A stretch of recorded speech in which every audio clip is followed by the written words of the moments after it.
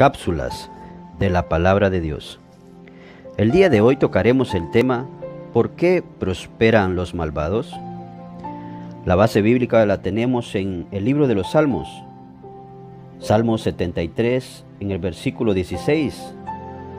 En la Nueva Traducción Viviente leemos así: traté de entender por qué los malvados prosperan, pero qué tarea tan difícil.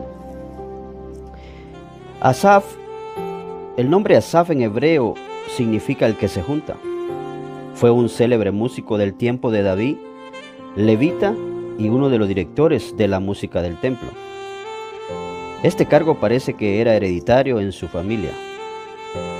Se le llama también profeta en el libro de Segunda de Crónicas, en el capítulo 29, el versículo 30, y su nombre se halla prefijo en 12 salmos. Ahora bien, ¿cuántas veces nos ha llegado esa pregunta a nuestra mente? E incluso sin duda podríamos decir que se la hemos formulado a Dios. El profeta Asaf, en el versículo 4 y 5 del mismo capítulo, nos deja entrever lo siguiente: pareciera que viven sin problemas, tienen el cuerpo tan sano y fuerte, no tienen dificultades como otras personas, no están llenos de problemas como los demás. Al ver la observación que el profeta Asaf hace acerca de estas personas, pareciera que se ha olvidado de la esperanza que le espera por delante, pero también parece sonar como una persona que desea vivir y experimentar la prosperidad de estos. Hoy en día vivimos en un mundo lleno de violencia y corrupción, en donde vemos que hay maltratos, robos, drogadicción, prostitución, abuso infantil, criminalidades, terrorismo, etc. Incluso se observan muchas series, películas o documentales populares centrándose en la vida de lujos que llevan los criminales, ladrones, asesinos, traficantes de drogas, banqueros codiciosos, políticos corruptos. Ellos parecen tener su vida resuelta y parecen vivir libres de preocupación. En la Nueva Traducción Viviente, el salmista en el verso 7 al 9 nos dice: estos gordos ricachones tienen todo lo que su corazón desea. Se burlan y hablan solo maldades. En su orgullo procuran aplastar a otros. Se jactan contra los cielos mismos, y sus palabras se pasean presuntuosas por toda la tierra. Como pregunté al principio, ¿cuántas veces esta pregunta ha llegado a nuestra mente? Y para ser más honestos, al igual que el profeta Asaf, hemos sentido esa envidia, y no envidia solamente de rechazo y de reprobación a lo que ellos viven, sino una envidia al querer experimentar lo vivido por ellos. El salmista declara en el verso 2 y 3: en cuanto a mí, casi deslizaron mis pies, por poco resbalaron mis pasos, porque tuve envidia de los arrogantes, viendo la prosperidad de los impíos. Algo que sin duda va a alentar y ayudar al creyente ante estas situaciones es no solo contemplar el fin al que fue llamado, sino conocer los atributos y carácter del eterno y soberano Dios. El apóstol Pablo, en su epístola a los Filipenses, nos exhorta y nos invita a contemplar en todo a Cristo, a vivir por Cristo, aún a morir por Cristo. Aun cuando el apóstol se encontraba en un momento trágico en la prisión, él miraba a Cristo, hasta el punto de no saber qué escoger. Si quedar en la carne por causa de vosotros, los creyentes, decía el apóstol, o morir y estar con Cristo, lo cual sería mucho mejor. Sin duda alguna, el conocer a tu Señor te va a llevar a que, como el apóstol, lo tengamos todo por basura, por la excelencia del conocimiento de Cristo Jesús. Ahora bien, en las Escrituras, un sinnúmero de personas tuvieron este mismo conflicto que el profeta Asaf, esta misma pregunta que enardecía su ser.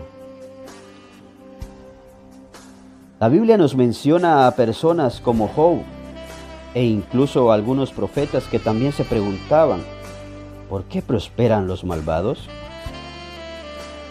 Dadas las características que Dios hace de Job cuando dice que era un varón perfecto y recto, temeroso de Dios y apartado del mal, es lógico pensar que su cuestionamiento es válido, y más aún cuando el mismo Job dice, yo salía a la puerta a juicio en la plaza, hacía preparar mi asiento, los jóvenes me veían y se escondían, y los ancianos se levantaban y estaban de pie, dice Job. También Job nos dice, me vestía de justicia y ella me cubría como manto y diadema era mi rectitud. Pero ahora el tener que contemplarse con una enfermedad fatal, una esposa que lo instiga a blasfemar el nombre de su Dios, el ver que lo ha perdido todo, incluso sus hijos, el que sus amigos le tachen de pecador y que aún encubre su pecado. Todo esto lleva a este hombre a formularse la misma pregunta a su Creador. En Job, en el capítulo 21, el versículo 7, Job hace esta pregunta: ¿por qué prosperan los malvados mientras se vuelven viejos y poderosos? Podríamos decir que lo que está sufriendo Job es una razón para poder hacer esta pregunta. Si bien es cierto, Dios no se disgusta de que hagamos preguntas, lo que sí es cierto es ver con qué énfasis el creyente y con qué propósito hacemos dicha pregunta. Dios no quiere que la aflicción que el creyente atraviese la contemple como una calamidad, y menos que viene de parte de Él. Ni tampoco que contemple la prosperidad del impío sin ver cuál es el fin de ellos. Si no aún más, sabiendo que el creyente no ha sido llamado para acumular tesoros terrenales, ni el deleitarse en ellos, sino como el Señor Jesús diría, no os hagáis tesoros en la tierra, donde la polilla y el orín corrompen, mas haceos tesoros en el cielo. Y el mismo Señor Jesús termina esta invitación diciendo, porque donde estuviere vuestro tesoro, allí estará vuestro corazón.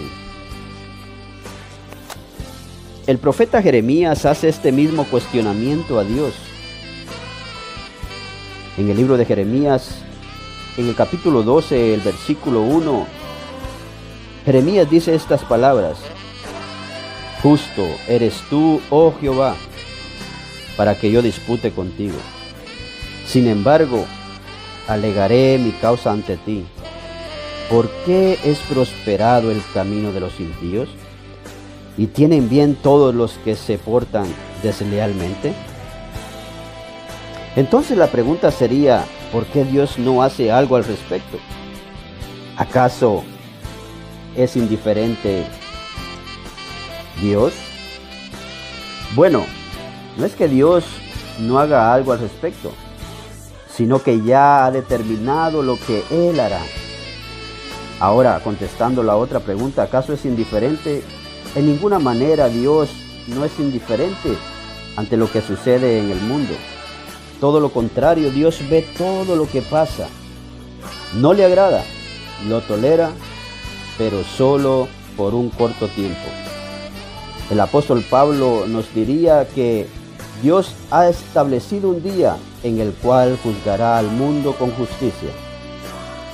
Nuestro Señor va a juzgar todo mal que se comete, a su tiempo que Él ya tiene provisto. Él es un Dios justo, que no puede pasar por alto el pecado.